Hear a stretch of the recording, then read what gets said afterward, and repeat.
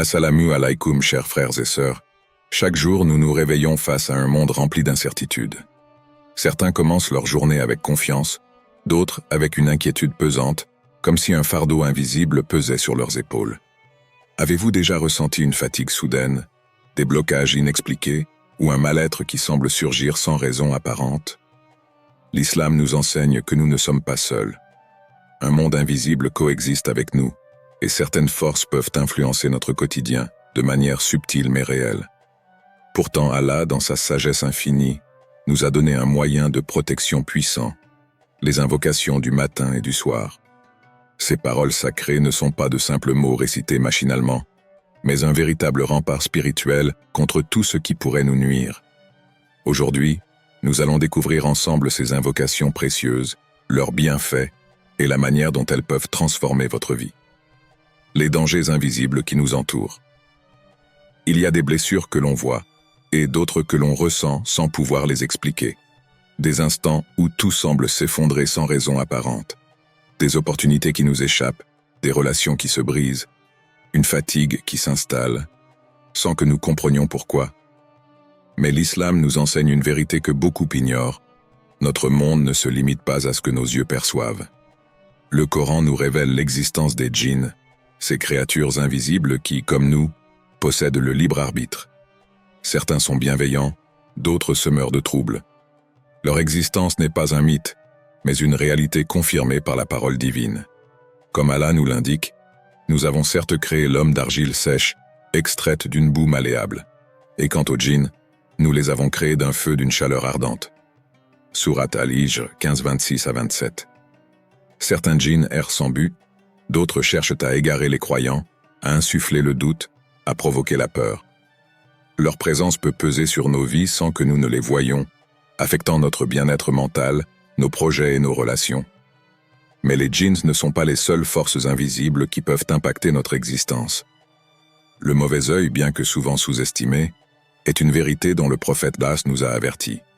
Un simple regard rempli d'admiration excessive, une parole lancée sans précaution, et une énergie négative peut atteindre une personne, affaiblir son succès, troubler son bonheur.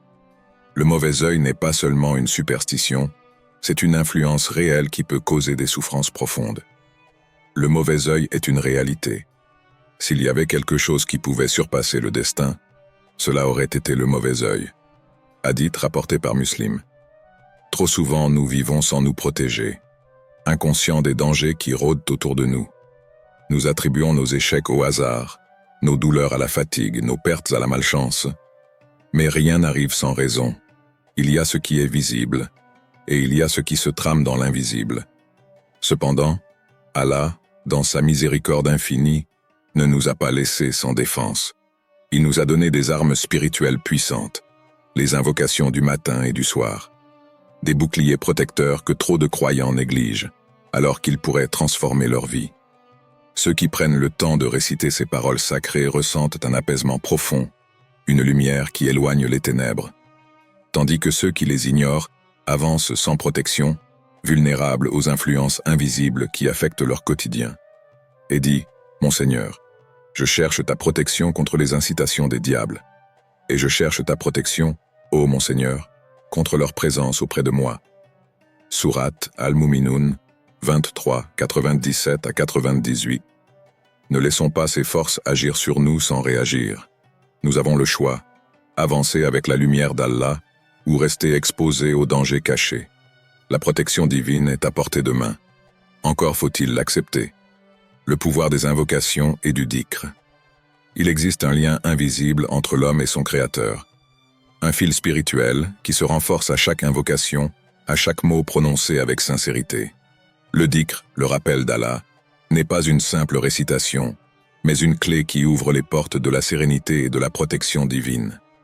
Le monde dans lequel nous vivons est rempli de distractions, d'épreuves et de tentations. Chaque jour, notre esprit est assailli par des pensées négatives, nos cœurs se chargent d'inquiétude, nos âmes se sentent parfois oppressées. Mais celui qui se souvient d'Allah n'est jamais seul. Il se place sous une lumière qui dissipe les ténèbres. Ceux qui ont cru et dont les cœurs se tranquillisent par l'évocation d'Allah, n'est-ce point par l'évocation d'Allah que se tranquillisent les cœurs? Sourate Ar-Ra'd 13h28. Lorsque nous récitons ces invocations, nous déposons nos fardeaux entre les mains du Très-Haut. Nous arrêtons de lutter seuls. Nous nous souvenons que nous avons un Seigneur qui veille sur nous. La peur s'apaise, les doutes se dissipent, et une sérénité profonde remplit l'âme. 2. Une protection contre le mal. Nous ne voyons pas toujours ce qui nous entoure, mais nous sentons parfois l'oppression d'une énergie négative. Des tensions inexplicables, des blocages soudains, une fatigue qui ne disparaît pas. Autant de signes que quelque chose d'invisible pèse sur nous.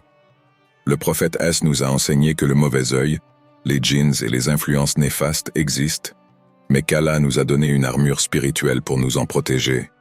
Les invocations du matin et du soir sont ce bouclier invisible qui repousse le mal avant même qu'il ne nous atteigne. Et contre le mal de l'envieux quand il envie. Sourate Al-Falaq 113.5. Ceux qui les récitent régulièrement témoignent d'un changement profond. Moins de lourdeur, moins de tension, une sensation de clarté et de légèreté. Car lorsque l'on s'entoure de la lumière d'Allah, aucune obscurité ne peut nous atteindre. 3e, la baraka dans chaque moment de la journée. Combien de fois avons-nous l'impression que le temps nous échappe, que nos efforts sont vains, que nos projets stagnent? La bénédiction d'Allah change tout. Quiconque place sa confiance en Allah, il lui suffit. Sourate At-Talaq 65.3. Les invocations du matin et du soir attirent cette bénédiction. Elles ouvrent des portes insoupçonnées. Elles facilitent nos affaires. Elles mettent de la clarté dans nos pensées. On accomplit plus avec moins d'efforts. On ressent une fluidité dans nos actions, une facilité qui ne s'explique pas autrement que par la grâce divine. 4e. Des témoignages de transformation réelle. Les bienfaits des invocations ne sont pas seulement théoriques. Des milliers de croyants témoignent de leur impact dans leur vie. Certains se sentaient enfermés dans un cycle d'échecs et de stress permanent. Après avoir instauré ces invocations dans leur routine, ils ont ressenti une libération. D'autres souffraient de cauchemars récurrents, de tensions inexplicables, d'une fatigue chronique. Avec la constance dans le dhikr, ces troubles ont disparu. Quiconque se place sous la protection d'Allah, jamais il ne sera abandonné. Pourquoi chercher ailleurs ce qu'Allah nous offre si simplement? Les invocations du matin et du soir sont un don divin, une clé pour traverser cette vie avec paix et force. Celui qui les récite vit sous la protection du Tout-Puissant. Celui qui les néglige marche sans bouclier dans un monde où les dangers invisibles sont réels. Laquelle de ces deux personnes voulons-nous être? Les invocations essentielles à réciter. Les mots ont un pouvoir. Ils peuvent blesser ou guérir, éloigner le mal ou l'attirer, nous enfermer dans la peur ou nous libérer. Mais il existe des paroles qui ne sont pas comme les autres. Des invocations enseignées par le prophète, des formules bénies qui nous placent sous la protection divine. Réciter ces invocations, c'est ériger une forteresse autour de soi. Un bouclier que ni les forces invisibles ni les épreuves de ce monde ne peuvent traverser. Chaque mot prononcé avec foi est une lumière qui éclaire notre chemin, une barrière contre tout ce qui pourrait nous nuire. Nous faisons descendre du Coran ce qui est une guérison et une miséricorde pour les croyants. Sourate Al-Isra 17.82. Voici les invocations que tout croyant devrait réciter matin et soir, pour marcher sous la protection d'Allah, en paix avec son âme et à l'abri du mal. Premier Ayat al-Kursi, le plus grand bouclier spirituel. Il y a dans le Coran un verset d'une puissance inégalée. Un verset qui, récité après chaque prière et avant de dormir, garantit la protection d'Allah. Allah, point de divinité à part lui, le vivant, celui qui subsiste par lui-même. Sourate Al-Baqarah 255. Le prophète a dit « Celui qui récite Ayat al-Kursi le soir sera protégé des djinns jusqu'au matin. » Hadith rapporté par Al-Bukhari. Ce verset repousse les influences négatives, protège contre les attaques invisibles et renforce la foi. C'est une barrière entre nous et les forces du mal, une promesse de sécurité accordée à ceux qui le récitent avec sincérité. 2. Les 3 dernières sourates, une protection complète à Allah, nous a révélé 3 sourates spécifiquement destinées à nous protéger du mal. Al-Ikhlas, Al-Falaq et An-Nas. Dit, il est Allah unique. Sourate Al-Ikhlas 112.1. Dit, je cherche protection auprès du Seigneur de l'aube, contre le mal de l'envieux quand il envie. Sourate Al-Falaq 113.1.5. Dit, je cherche protection auprès du Seigneur des hommes, contre le mal du tentateur furtif. Sourate An-Nas 114, 1,4. Récitées 3 fois matin et soir, ces sourates nous préservent du mauvais œil, de la jalousie et des attaques des forces invisibles. Elles sont un remède spirituel, un moyen de purifier notre énergie et d'éloigner les mauvaises influences. Troisième, Bismillah, une invocation qui protège tout le jour au nom d'Allah, celui dont le nom protège de tout mal sur la terre et dans le ciel, et il est l'audient, l'omniscient. Le prophète Wassi a dit « Celui qui récite cette invocation 3 fois matin et soir ne sera atteint par aucun mal. » Hadith rapporté par Abu Daoud. Un simple rappel, et tout danger s'éloigne. Les pièges du jour et de la nuit ne peuvent rien contre celui qui prononce cette invocation. Quatrième, Raditu Billahi, une déclaration de foi et de sérénité. Je suis satisfait d'Allah comme Seigneur, de l'islam comme religion et de Muhammad comme prophète. Le prophète a affirmé, celui qui récite cette invocation 3 fois matin et soir, Allah lui accordera une satisfaction absolue. Hadith rapporté par At-Tirmidhi. Par ces mots, nous plaçons notre cœur entre les mains d'Allah. Nous choisissons de lui faire confiance, de nous libérer des doutes et des inquiétudes, de nous abandonner à sa sagesse. Un cœur qui se satisfait d'Allah ne sera jamais troublé. 5. Alhamdulillah. Commencer la journée avec gratitude. Louange à Allah qui nous a redonné la vie après nous avoir fait mourir, et c'est vers lui que nous retournerons. Se réveiller est un miracle que nous sous-estimons. Combien ferme les yeux sans jamais les rouvrir. Celui qui commence sa journée en remerciant Allah attire la bénédiction sur lui. Si vous êtes reconnaissant, très certainement j'augmenterai mes bienfaits pour vous. Sourate Ibrahim 14:7.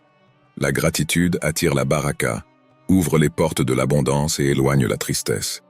Celui qui se lève avec cette invocation ressent une lumière intérieure, une énergie nouvelle qui l'accompagne toute la journée. Ces invocations sont des trésors. Trop souvent oubliées, elles sont pourtant le secret d'une vie protégée, sereine et bénie. Quelques minutes suffisent pour les réciter, mais leur impact est immense. Alors, les intégrerons-nous à notre quotidien, ou resterons-nous vulnérables aux dangers invisibles? Comment bien réciter ces invocations? Les invocations, ou doua, sont des moments précieux dans la vie spirituelle d'un croyant. Elles ne sont pas simplement des paroles à prononcer mécaniquement. Elles sont une passerelle vers la communion avec Allah, une chance de s'élever spirituellement. Pour en ressentir pleinement les effets, il est essentiel de réciter ces invocations avec une intention pure et un cœur attentif. Voici quelques clés pour que chaque invocation ait son plein impact. Premier, réciter avec concentration. Lorsque nous prononçons une invocation, il ne suffit pas de dire les mots sans y prêter attention. Pour que ces invocations atteignent leur but, il est essentiel de les réciter avec une concentration totale.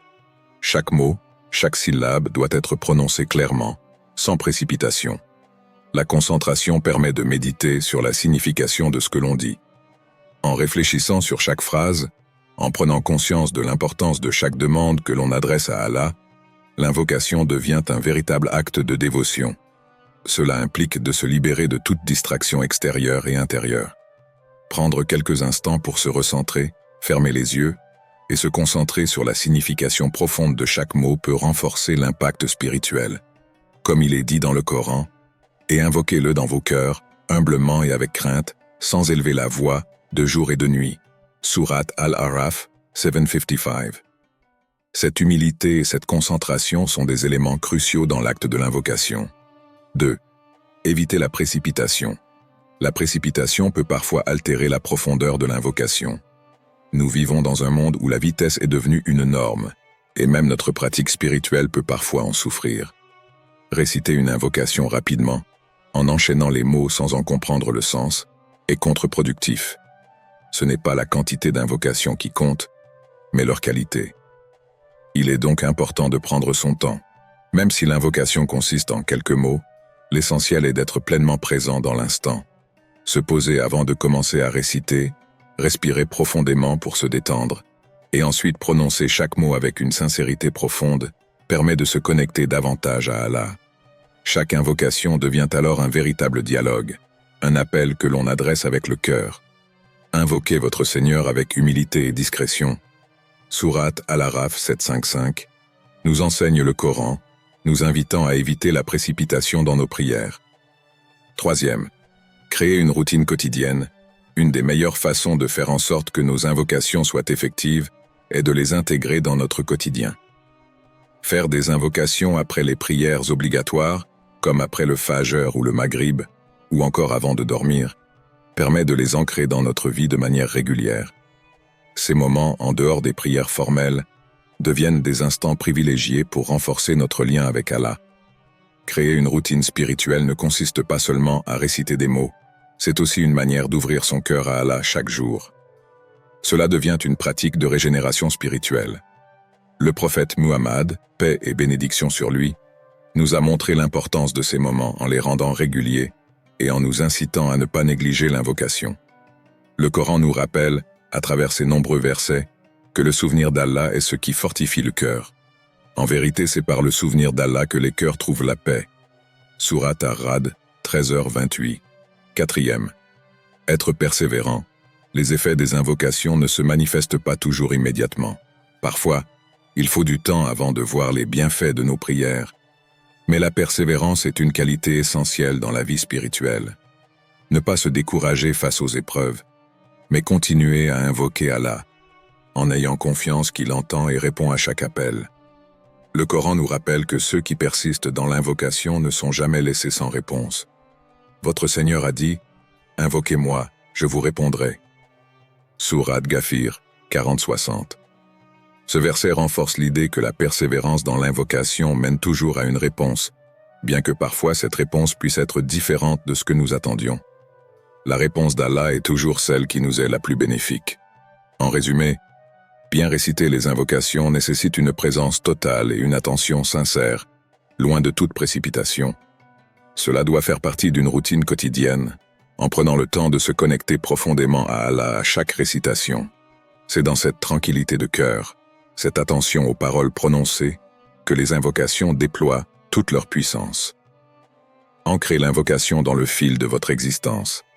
Imaginez un fil invisible qui vous relie à votre Créateur. Ce fil peut être ténu ou solide, fragile ou inébranlable. Ce qui le renforce, ce ne sont ni de grandes déclarations, ni des efforts inhumains, mais de petits gestes constants, des instants volés à l'agitation du monde pour se reconnecter à l'essentiel. Chaque matin, alors que la lumière du Fajr caresse l'horizon, prenez un instant. Programmez une alarme douce, non comme une contrainte mais comme un appel secret.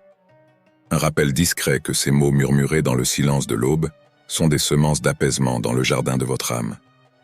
À la tombée du jour, lorsque les ombres s'allongent et que le Maghrib annonce un basculement vers la nuit, laissez ces invocations s'inscrire dans votre routine. Les mots ont une vibration, une énergie propre. Laissez-les résonner dans votre cœur, non comme une obligation, mais comme une source de lumière intérieure. Et si l'oubli vous guette alors que les distractions du monde s'accumulent, adaptez-vous. Une application islamique peut être un compagnon discret, un écho moderne de la sagesse ancienne. Recevez ces rappels comme des invitations, non comme des notifications froides, mais comme des portes s'ouvrant vers le divin. Écoutez. Laissez les récitations couler en vous comme une rivière qui polit les pierres de l'oubli. Peu à peu, l'oreille retient, la langue s'assouplit, et ces paroles deviennent naturelles, tissées dans le tissu de votre quotidien. Mieux encore, récitez-les en famille. Faites de l'invocation un moment partagé, un fil qui relie non seulement à Allah, mais aussi entre vous, comme un héritage vivant, transmis sans effort, simplement par la beauté de la répétition et la douceur de la présence. Ne cherchez pas à tout dire, tout apprendre d'un coup. Ce n'est pas dans l'accumulation que réside la bénédiction, mais dans la constance. L'œuvre la plus aimée d'Allah est celle qui est accomplie avec persévérance, même si elle est minime. Sahih al-Bukhari, 6464. Alors commencez petit. Mais commencez aujourd'hui. Un rappel et une prière. Chers frères et sœurs, ces invocations sont un cadeau immense d'Allah. Elles ne prennent que quelques minutes à réciter, mais leur impact est profond. Faites-en une habitude et observez les bienfaits qu'elles apporteront à votre vie. Qu'Allah nous protège de tout mal, qu'il nous accorde une foi solide et une tranquillité de cœur inébranlable, qu'il nous facilite l'adoption de ces invocations et qu'il nous accorde sa lumière et sa miséricorde. Amen. Si cette vidéo vous a été bénéfique, n'oubliez pas de liker et de vous abonner pour continuer à recevoir des rappels inspirants. Partagez cette vidéo avec vos proches afin que nous puissions ensemble répandre la lumière d'Allah. Barakallahu fikum et à très bientôt pour une nouvelle vidéo.